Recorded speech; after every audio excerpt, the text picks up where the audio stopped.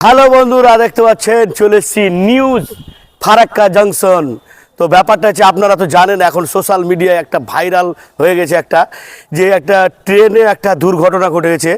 একটা মহিলা দ্বারা একটা বৃদ্ধ লোক আক্রান্ত হয়েছে, মানে কী যে হয়েছে ব্যাপারটা জানা যায়নি। তো আমি রাত্রে শুনলাম যে লোকটাকে মারা হয়েছিল ওই লোকটা নাকি আবার অ্যারেস্ট হয়েছে। তো কি হয়েছে না হয়েছে এর তদন্ত করার জন্য, বিশেষ করে জানার জন্য চলে এসেছি আমরা। এখন যাবো যে ট্রেনে যে একটা ঘটনা ঘটেছে, এটা হয়তো জেনেছেন অবশ্যই। তো এর বাড়িটা কোথায় জানেন? এখান থেকে মোটামুটি 10 কিলোমিটার তোহাপুর।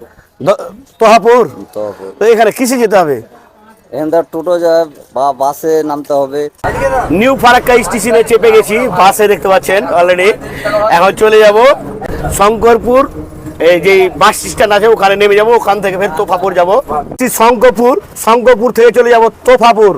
অলরেডি দেখতে পাচ্ছেন চলে এসেছি এখান দিয়ে যেতে হবে। এই রাস্তা দিয়ে যেতে হবে, তাহলে ওনার বাড়ি যেতে পারবো।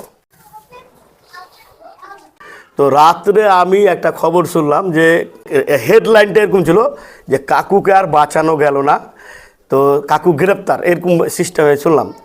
তো রাত্রে তো আমি আর সিদ্ধান্ত নিয়ে নিলাম যে করে হোক আজকে আমি যাবই কাকুর বাড়ি। দেন কাকুর কাছে চলে আসলাম, কাকুর সাথে অনেকক্ষণ ধরে কথা বললাম। আমরা যে ঘটনাটা শুনেছি যে কাকুকে গ্রেপ্তার করা হয়েছে, এখন কাকুকে বাঁচানো গেলো, এই একদমই ডাহা মিথ্যা কথা। একদমই কাকু আমার সঙ্গে পাশে বসে আছে। তো আজকের মতো এখানে আবারও দেখা হবে নতুন ভিডিওতে।